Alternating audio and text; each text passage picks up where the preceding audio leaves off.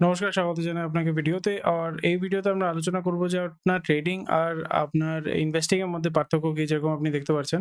তো এই ডিফারেন্সটা বেশিরভাগ লোকজন বোঝে না। আর এই ভিডিওটা হচ্ছে প্রাইমারিলি তাদের জন্য যারা স্টক মার্কেটের ব্যাপারে কিছুই জানেন না বা সেটার ব্যাপারে শেখার চেষ্টা করছেন বা শিখতে চাইছেন এবং বুঝতে চাইছেন যে ইনভেস্টিং করতে আপনি কি ইনভেস্টিং করতে চান নাকি ট্রেডিং করতে চান।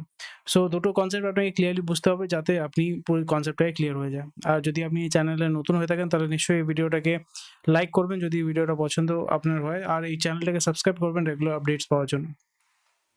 তো চলুন এখানে আপনাকে আমি দেখিয়ে দিচ্ছি যে ট্রেডিং আর ইনভেস্টিং এর মধ্যে পার্থক্য কি। ট্রেডিং যেরকম আপনার থাকে না যেকোনো দোকানে আপনি আশেপাশে আপনার যে বড়, বড় দোকানগুলো থাকে না দেখবেন trading company, Natraj trading company, Durga trading company. Trading এর মানে হচ্ছে কেনা-বেচা, কেনা-বেচা, কেনা-বেচা। মানে কারো থেকে আপনি মাল কিনলেন ৳১০ কাউকে বিক্রি করলেন, নিজে ক্রেতাকে বিক্রি করলেন ৳১৩ ওখানে যে পার্থক্যটা আছে তার মানে হচ্ছে ৳১০ আপনি কিনলেন ৳১৩ বিক্রি করলেন। এই যে ৳১০ এবং ৳১৩ র মধ্যে যে পার্থক্য সেটা হচ্ছে আপনার প্রফিট। তো এটাই হচ্ছে আপনার ট্রেডিং। তো ট্রেডিং এর মানে হচ্ছে যে আপনি ওটাকে লং টার্ম হোল্ড করতে চাইছেন না। কিন্তু ইনভেস্টিং এর মানে হচ্ছে যে আপনি লং টার্ম ইনভেস্ট করবেন। ইনভেস্টিং মানে হচ্ছে লং টার্ম সেটাকে আপনি ধরে রাখতে চাইছেন। ভাবুন যে আপনি সোনা কিনলেন, ঠিক আছে? সোনা কিনলেন বা আপনার মেয়ে হলো, আপনি সেদিন থেকে টাকা পয়সা জমানো শুরু করলেন। টাকা পয়সা এইজন্য জমাচ্ছেন যে পরবর্তীকালে যখন তার বিয়ে হবে, বিয়ের খরচ বহন করার জন্য সে টাকাটা আপনার ব্যবহার হবে। সে টাকাটা আপনার কাজে দেবে।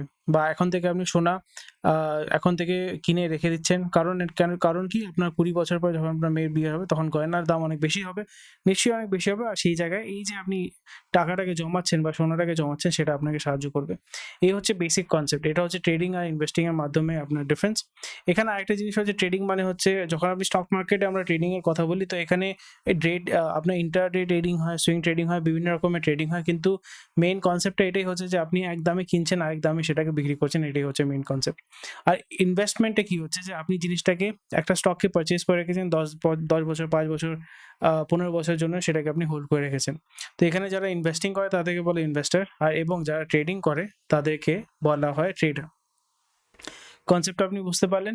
তো এখানে আপনার ট্রেডিং, এই দেখুন ট্রেডিং আর ইনভেস্টমেন্ট যারা করে তারা হচ্ছে ইনভেস্টর। ট্রেডিং এর মধ্যে বিভিন্ন রকমের আপনার সিকিউরিটিজ নিয়ে আপনি কাজ করতে পারেন। সিকিউরিটিজ মানে হচ্ছে শেয়ার হচ্ছে একটা সিকিউরিটি। ঠিক আছে? আপনার ফিউচার্স, অপশনস, কমোডিটিজ এগুলো হচ্ছে আপনার মানে সিকিউরিটিজ, এটা নিয়ে আপনি ট্রেডিং করতে পারেন। Investment more or less the same thing. তো এটাই হচ্ছে মেইন ডিফারেন্স এবং মেইন পার্থক্য ইনভেস্টমেন্ট এবং ট্রেডিং এর ব্যাপারে। তো আশা করি এই কনসেপ্টটা আপনার ক্লিয়ার হয়ে গেল। আর আপনাকে এখন যদি কেউ জিজ্ঞেস করে যে ইনভেস্টমেন্ট আর ট্রেডিং এর মধ্যে পার্থক্য কি বা দুটো কি জিনিস? আই হোপ আপনি পুরো জিনিসটাকে সহজভাবে বুঝতে পারবেন এবং অন্য কেউ আপনাকে জিজ্ঞেস করলে তাকে আপনি বুঝাতে পারবেন। Thank you for watching this video. Video ভালো লাগলে লাইক, শেয়ার, সাবস্ক্রাইব নিশ্চয়ই করবেন।